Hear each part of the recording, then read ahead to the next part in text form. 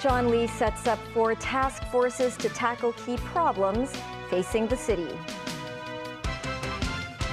A warning that non-emergency medical services may be affected amid a surge in COVID cases.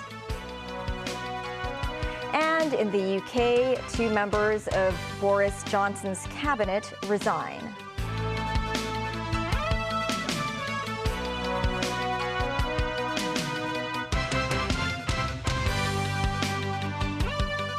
Hello and welcome to TVB News. For the first time, John Lee attended a Legislative Council question and answer session as the city's chief executive today.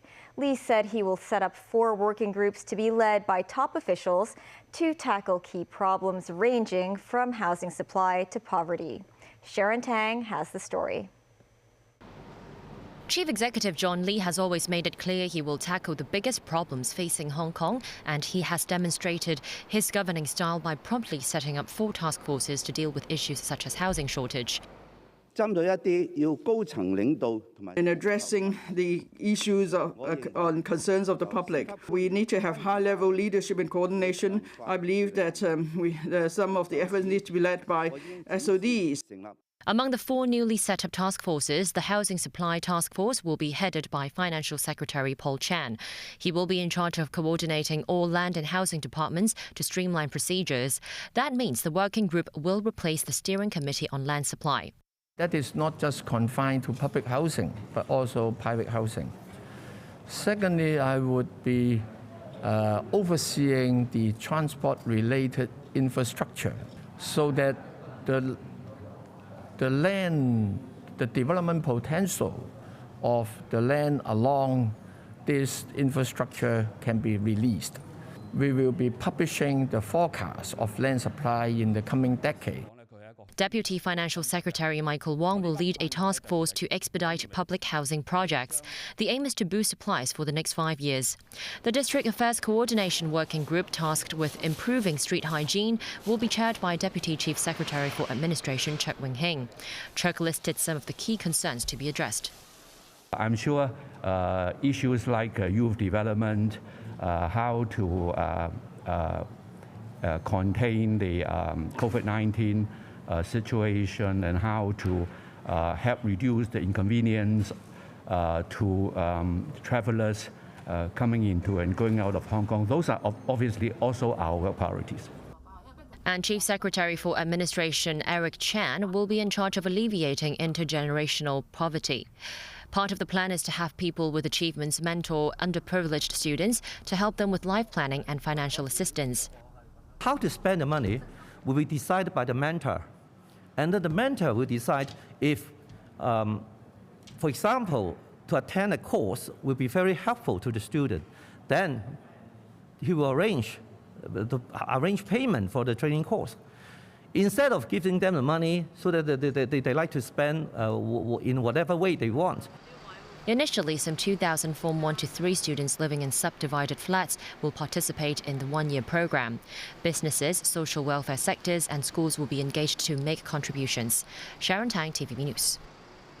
On reopening the border, John Lee admitted it is difficult to resume quarantine-free travel with the mainland for the time being, given the rising COVID caseload in Hong Kong.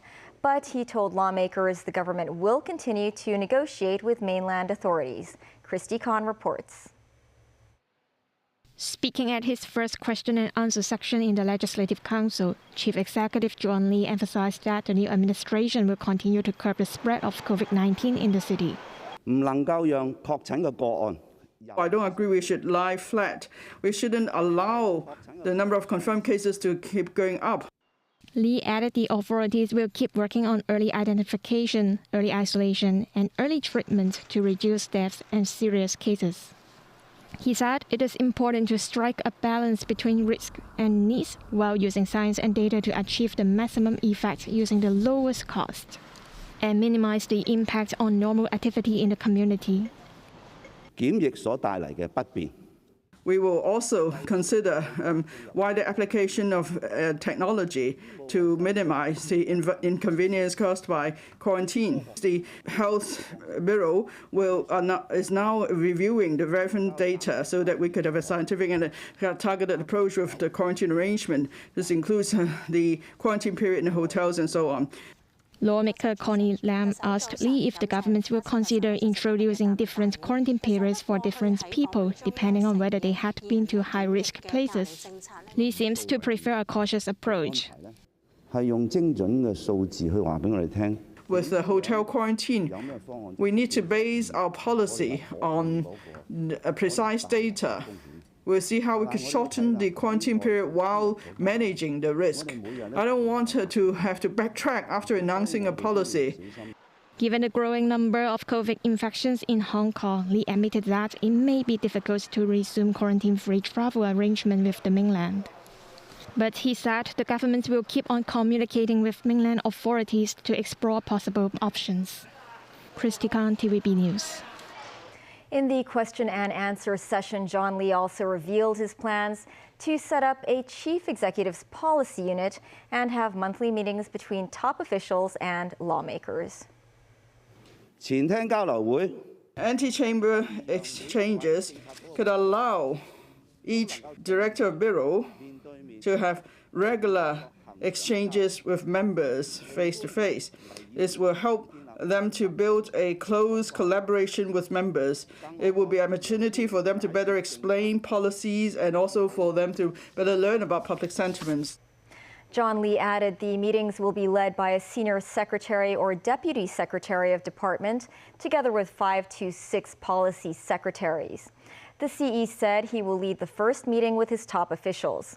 Lee also said he intends to establish a chief executive's policy unit to help with the formulation of policies on local, national, and international issues.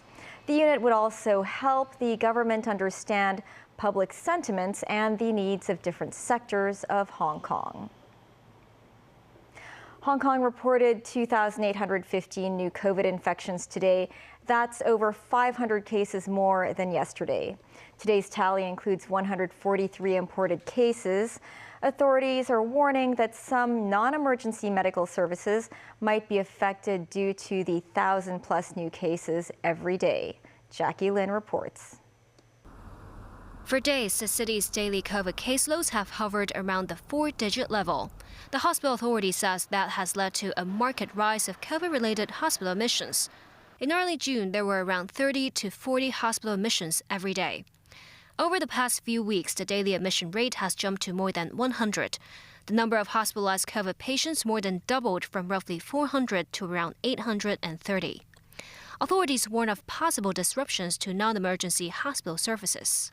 The indicator sometimes is quite dynamic. We will observe the number of the critical and serious cases. Probably we're very cautious about the service adjustment. So we don't have a fixed number to say what service to be suspended, but we'll make a collective decision to see what is the best for the current situation. The outbreak at the Hong Kong Buddhist Hospital continues to expand. It's likely caused by a male COVID patient transferred from Wong Tai Sin Hospital. 9 of his wardmates and 1 cleaner there have come down with the virus. More than 200 schools also reported new infections. 1 more case is linked to Yinghua College in Cheung Sha Wan, where a total of 23 COVID cases emerged. Authorities believe cross-infection might have happened as some students sat too close with each other during lunch. There are also 22 more cases suspected to carry the BA4 or 5 subvariants, which authorities flagged as more transmissible and higher in reinfection rates. Infections involving these 2 strains account for around 1% of the city's recent COVID tally. There was 1 additional COVID-related death, a 71-year-old female patient with chronic illnesses. Jackie Lin, TVB News. Neighboring Macau reported 146 new COVID infections and 2 additional coronavirus-related deaths. The enclave's overall tally since mid-June has now topped 1,000. The gaming hub has also locked down one of the city's most famous hotels, the Grand Lisboa. The casino hotel found more than a dozen COVID cases. The lockdown order is expected to be lifted on Monday. At least 16 other buildings are also under restrictions, with no one allowed to enter or exit. Macau has placed more than 14,000 people under quarantine and is on track to roll out its 6th mass testing exercise as its government battles to contain the city's biggest outbreak since the pandemic began. Overseas, British Prime Minister Boris Johnson has been rocked by the resignations of his Treasury Chief and Health Secretary Rishi Sunak and Sajid Javid. This comes with Johnson's administration being hit by another scandal. Daniel Rowell tells us more. Chancellor of the Exchequer Rishi Sunak and Health Secretary Sajid Javid both tendered their resignation letters within minutes of each other in a double blow to British Prime Minister Boris Johnson. The pair criticised Johnson's ability to run an administration that adhered to parliamentary standards. Sunak's letter read, "For me to step down as Chancellor of the Exchequer while the world is suffering the economic consequences of the pandemic, the war in Ukraine and other serious challenges is a decision that I have not taken lightly." He added, "The public rightly expect government to be conducted properly, competently and seriously, and I believe these standards are worth fighting for, and that is why I am resigning." Javid said many lawmakers and the public had lost confidence in Johnson's ability to govern in the national interest.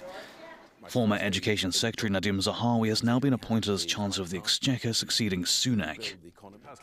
Ex-Downing Street Chief of Staff and Chancellor of the Duchy of Lancaster, Steve Barclay, will replace Javid as Health Minister.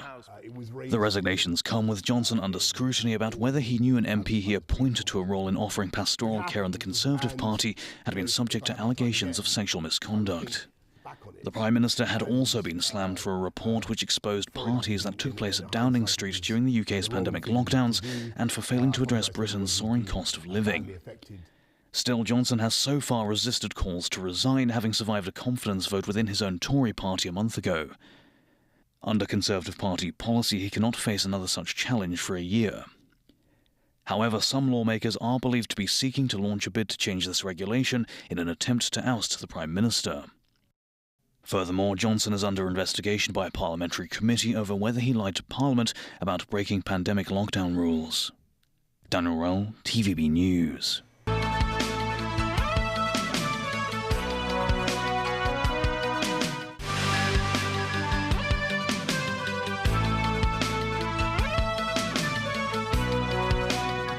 In the U.S., the suspect of a July 4th mass shooting in a Chicago suburb has been charged with 7 counts of first-degree murder. Authorities say the suspect fired more than 70 rounds from a rooftop onto people watching Monday's parade in Highland Park. It was also revealed that the high-powered weapons Robert Crimo III used in the attack were bought legally.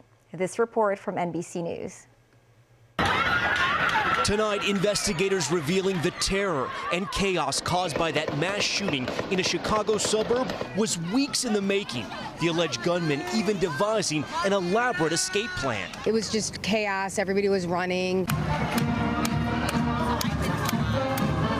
The horror began shortly after 10 a.m. during Highland Park's 4th of July parade. And when I ran back, there was the bodies on the ground. There was a little boy being carried away. Authorities say the gunman disguised himself as a woman, climbing a fire escape ladder to the roof of a local business. He then took an AR-15 style rifle and fired down more than 70 rounds at innocent parade goers, including children. Listen to this video posted on social media. You can hear a pause as he apparently aims for different groups along the parade route. Police say 7 are now dead, at least 38 injured. You can see the shooter on the rooftop. I can see flashes from the muzzle coming in our actual direction. David Salick was watching the parade with his wife and 8-year-old son. He said, "We're in the dead zone." He was firing in your direction? Yes. Salick says he threw his son and wife behind a steel park bench to get them out of the line of fire. Just steps from him, 2 people were shot. Today, realizing just inches separated his family from life or death. I don't want to think about that. As survivors were left in shock, authorities were tracking down the shooter. 8 hours later, they located a person of interest, identifying him as 21-year-old Robert Crimo III. During the attack, Primo was dressed in women's clothing, and investigators do believe he did this to conceal his facial tattoos and his identity and help him during the escape with the other people who were fleeing the chaos. Police say he then walked to his mother's house and borrowed her car, driving to Wisconsin, then coming back to Illinois. A resident spotted him in that car and called 911. Police taking him down, the car towed to the police station today. A senior law enforcement official telling NBC News he purchased multiple weapons, including the high-powered rifle from the shooting, legally. He left that weapon at the scene. The ATF expedited a trace of it, connecting them to the suspect. The alleged shooter also appears to have a significant digital trail. NBC News has reviewed a YouTube page confirmed by law enforcement to be associated with Crimo. Performing as a rapper known as Awake, his recent music videos include tributes to mass murder. And tonight, police revealing 3 years ago, they responded to a threat at Crimo's home. A family member reported that Crimo said he was going to kill everyone, and Crimo had a collection of knives. The police removed 16 knives, a dagger, and a sword from Crimo's home. And back here at home, a total of 93 students in Hong Kong attained perfect scores in the latest International Baccalaureate, or IB, exam. A total of 2,213 local students are enrolled in the IB course this year. Among them, 93 attained a perfect 45 points. That's 37 less than last year. Globally, 640 candidates attained the perfect score. 36 students studying in the English Schools Foundation, or ESF, got 45 points. 12 students at St. Paul's Coeducational College attained the perfect score, while 5 boys at Diocesan Boys School achieved the perfect score. The International Baccalaureate said that it understands the disruptions faced by students globally. It added the impact of the pandemic on students was considered throughout the grade awarding process for the May session this year. The IB said a review of results has been taken to ensure these disruptions were mitigated. That is the news. Thanks for watching.